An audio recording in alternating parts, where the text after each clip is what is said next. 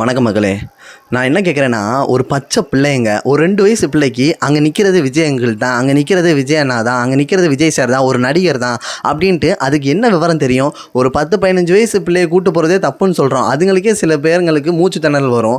பச்சை பிள்ளைங்களை ஒரு கூட்டத்தில் கொண்டு போகணுன்ற காமன் சென்ஸு, சுய அறிவு அதெல்லாம் இருந்துச்சுன்னா கொண்டு போவாங்களா? ஃபஸ்ட்டு செல்ஃப் டெவலப்மெண்ட் இல்லாமல் நம்ம நெக்ஸ்ட் லெவலுக்கு நம்ம முன்னேற முடியாதுங்க நம்ம கல்ச்சரு. அதான் உண்மை. இங்கே நீங்கள் அரசியல்வாதியோ ஒரு நடிகரையோ இல்லை ஒரு திரை விமர்சகரையோ யாரையுமே நம்ம குற்றம் சொல்ல முடியாது. என்ன சொல்ல முடியும்? அவங்களுக்கு தேவை ஓட்டு சேர்க்கணும், அவங்களுக்கு தேவை அடுத்த நிலைமைக்கு போகணும், அவங்களோட இம்ப்ளிமெண்ட் பண்ணுறதுக்காண்டி அவங்க கட்சி நடத்துறாங்க, கூட்டம் நடத்துகிறாங்க. உங்களுக்கு என்ன தேவை? டிவியில் காட்டுறாங்கங்க, நல்லா கிளியராக தெரியுது. அவர் முகம் என்ன டிவியில் பாருங்கள், சினிமாவில் தான் இதை நான் பார்த்துக்கிட்டு இருந்தீங்க, அப்படி கூட பார்க்க வேண்டியதான். நான் என்ன சொல்கிறேன்னா, அவர் பக்கம் மட்டும் நான் தப்புன்னு சொல்ல வரலைங்க. இங்கே கட்சிக்காரங்க அவருக்கு அந்த சின்ன இடம் கொடுக்குறதும் தப்பு. இங்கே புதுசாக என்னென்னமோ பொருளை கிளப்பிக்கிட்டு இருக்காங்க. எப்படி 10 நிமிஷத்தில் செந்தில் பாலாஜி வர முடியும்? அந்த சார் எப்படி அவர் வர முடியும்? அடுத்த செகண்ட் அன்பில் மகேஷ் வந்து அழுகிறாராங்க. கொரோனா காலத்தில் எங்கெங்க போனாங்க? கொரோனா காலத்தில் அவ்வளோ பேர் சின்ன பிள்ளைங்கலேருந்து வயசான கிழமைங்க அப்படியே துடிச்சு செத்தாங்க. ஆக்ஷன் கொஞ்சம் கொஞ்சமாக தானே எடுத்தாங்க. முக ஸ்டாலின் நைட்டு வந்து கிளம்பி வந்தால் உடனே வராராம். அதாவது ஏதோ துபாய் ட்ரிப்போ ஏதோ ஒன்று போகிறாராம். அதை கிளம்பி இன்றைக்கி உடனே வந்து பார்க்குறாராம். இவ்வளோ முன்னோட்டம் காப்போம், இவ்வளோ அவசரம் காட்டுறதுக்கு என்ன காரணம்? மக்கள் உயிர் தாங்க, அது நான் இல்லைன்னு சொல்லலை. ஆனால் அந்த மக்கள் உயிரோட அவங்களுக்கு இந்த இடத்துல ஒரு அரசியல் தேவைப்படுது. அது என்ன பிரச்சனை, அதுக்குள்ளே என்ன நடக்குது அப்படின்ட்டு அந்த கால மக்கள் வேணால் புரியாமல் இருக்கலாம். இந்த கால மக்கள்லாம் சோஷியல் மீடியா போட்டு புரட்டி எடுக்கிறவங்க ஒவ்வொன்றும் யோசிப்பாங்க. அது தெரியாமல் அவங்க பண்ணிக்கிட்டு இருக்காங்க. ஒரு ஆம்புலன்ஸே அந்த கூட்டத்தில் வர முடியாது. எப்படி செந்தில் பாலாஜி சார் முன்னாடி வந்து நின்றார்? எப்படி வந்து அன்பில் மகேஷ் வந்தார்? அவர் சென்னையிலேருந்து எப்படி அங்கே வந்தார்? முக ஸ்டாலின் ஏன் அவ்வளோ சீக்கிரமாக வந்து இது பண்ணுறாரு நம்ம முதலமைச்சர்? அடுத்து இப்போ ஒரு பிரதமர் மோடி அளவுக்கு நியூஸ் டான்னு போய்கிட்டு இருக்கு. எப்படி போகுது?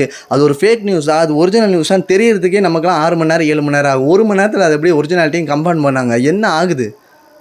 இது எல்லாத்துக்கும் ஒரு முடிவு மக்களாகிய உங்கள் கையில் தாங்க இருக்குது. நம்ம யாரை தேர்ந்தெடுக்கிறோம், யாரை தேர்ந்தெடுக்கல, அதெல்லாம் செகண்டரி தான். ஃபஸ்ட்டு எடுத்தோடனே நம்ம வந்து ஒருத்தவங்களை நம்புகிறோம் அப்படின்னா, சிம்பிளாக சொல்கிறேங்க, உங்களுக்கு வந்து விஜய் சார் இருக்கார், அவர் ஒரு கட்சி ஆரம்பிச்சிருக்காரு. நீங்கள் அவருக்கு வந்து ஒரு நல்லது பண்ணுறீங்க, இல்லை அவர் முதலமைச்சராக தேர்ந்தெடுக்கணும்னு நீங்கள் ஆசைப்பட்றீங்க அப்படின்னா, நீங்கள் பண்ண வேண்டிய ஃபஸ்ட்டு இது என்ன தெரியுமா? ஒரு ஜனநாயக குடிமையான கடமை உங்களுக்கு ஓட்டு போட்டு அவரை வந்து ஒரு முதலமைச்சராக உட்கார வச்சிங்கன்னா அதில் உங்களோட சாமர்த்தியத்தை காமிங்க. நீங்கள் அந்த கூட்ட நெரிசலில் அதுவும் தெரியும். இப்போ நம்ம விக்கிரவாண்டியில் நடத்தினார்னா அதுக்கு ஒரு பெரிய இடம் இருந்துச்சு, மதுரையில் நடத்தினாங்கன்னா அதுக்கு ஒரு பெரிய இடம் இருந்துச்சு. ஆனால் இங்கே வந்து ஒரு சின்ன இடம், ஒரு 10,000 பேர் நிற்கிற இடத்துல 1.5 லட்சம் பேர் நின்றால் கூட்ட நெரிசல் வரதான் செய்யும், இறக்க தான் செய்வாங்க. இது நம்ம தமிழ்நாடு கவர்மெண்ட்டுக்கு தெரியாதா? சுற்றுச்சூழல் பாதுகாப்புக்கு தெரியாதா? இப்போ இந்த மின்சார கட்டுப்பாடு நைட் வந்து அந்த இடத்துல அப்படியே டிரான்ஸ்ஃபார் இருந்தால் கரண்ட் போயிருக்கு. செந்தில் பாலாஜி மின் கட்டுப்பாட்டில் அமைச்சர், அவருக்கு தெரியாதா? இதுக்குள்ளே ஒரு சதி இருக்க மாதிரி என்னோடய தனிப்பட்ட கருத்து நான் நினைக்கிறேன். ஆனால் இங்கே ஒவ்வொருத்தவங்களும் என்ன சொல்கிறது, இப்போலாம் பெரிய பெரிய மீடியா சேனலில் எல்லாமே பார்த்தோன்னா ஒருத்தர் மேலே பழி அந்த மாதிரி தான் போட்டுக்கிட்டு இருக்காங்க. இங்கே வந்து ஒரு விசாரணை கமிஷன் இதெல்லாம் அப்புறம் தாங்க ஒருத்தரை நம்ம பழி சாட்ட முடியும்.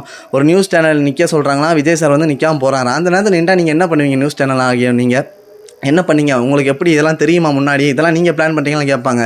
அவரோட அரசியல் வாழ்க்கை இன்றைக்கி நீங்கள் முடிச்சு விட்ருவீங்க. அதனால தான் அவர் நிற்காமல் வேகமாக போனார்.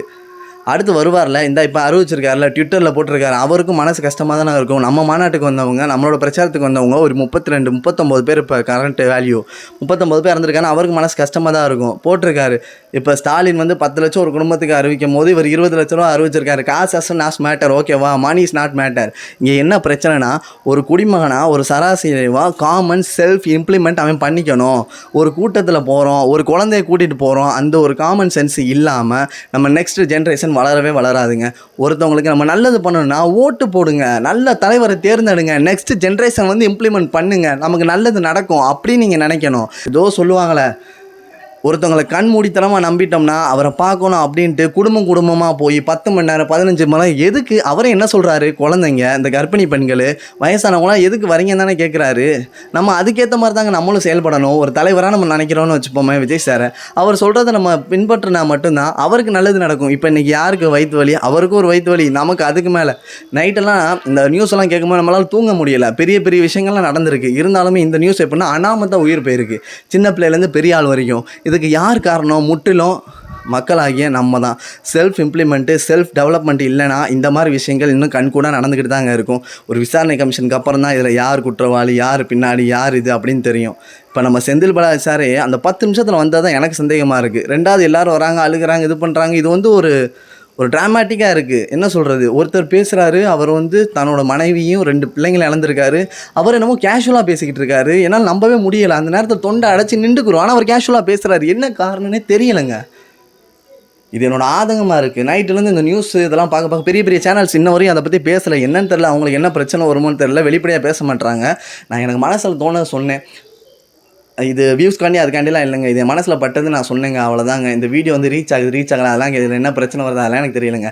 எனக்கு என்னென்னா, ஒருத்தரை நீங்கள் நம்புறீங்க, ஒரு நடிகராக இருந்து அவர் முதலமைச்சர் ஆகணும்னு நினச்சிங்களா, ஓட்டு போட்டு ஜெயிக்க வைங்க, அவரை சீட்டில் உட்கார வைங்க. போய் கூட்டம் போட்டு சேர்ந்துக்கிட்டு அங்கே போய் அடாவடித்தன பசங்களாம் பண்ணிக்கிட்டு மின்கம்பி அத்து விட்டுக்கிட்டு இந்த மாதிரி சண்டை போடுங்க, மூச்சு தரல எதுக்கு?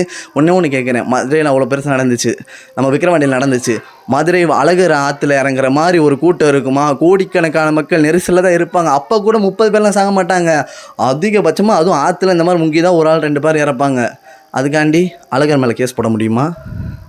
சிம்பிள். இப்போ இந்த மாதிரி இறக்குறாங்க, ஒரு பொதுவெளியே கூட்டத்துலேயோ இதுலேயோ இறக்குறாங்க, ஒரு சாமி பார்க்க இறக்குறாங்க, சாமி மேலே கேஸ் போட முடியுமா? அது சாமி அளவுக்கு நான் பேசலை, நாத்திகம் பேசலைங்க. இப்போ என்ன சொல்கிறேன்னா, விஜய் சார் அந்த இடத்துல இல்லை, அவர் கிளம்பிட்டார். அதுக்கப்புறம் தான் இப்படி ஆயிருக்கு. இருந்தாலுமே ஒரு பொறுப்பு ஏற்றிருக்காரு. ஒரு குடும்பத்துக்கு இந்த மாதிரி சம் அமௌண்ட் வந்து பே பண்ணுறாரு. விசாரணை கமிஷன் வைக்கட்டும், அதுக்கப்புறம் தெரியட்டும். அதுக்கப்புறம் இவங்க தான் குற்றவாளின்னு தெரியும்ல, உடனே நம்ம முடிவு எடுத்துடக்கூடாது. இப்போ இவங்க நியூஸ் போடுறாங்க, பப்ளிசிட்டி பண்ணுறாங்க அப்படின்னு ஒருத்தரை நம்ம கெட்டவனையும் ஒருத்தர் நம்ம நல்லவனு சொல்லிட்டோம்னா, நம்மளோட ஒரு ஹியூமன் பீயிங்கு கெட்ட ஹியூமன் பீயிங் யாருமே இல்லைங்க. ஃபஸ்ட்டு வரட்டும், எல்லா முடிவுகள் தெரிஞ்சதுக்கப்புறம் நம்ம யாருக்கு சாதகமாக இருக்கணும், யாருக்கு பாதகமாக இருக்கணும் நம்ம முடிவு பண்ணணும். சரியா? நன்றி, வணக்கம்.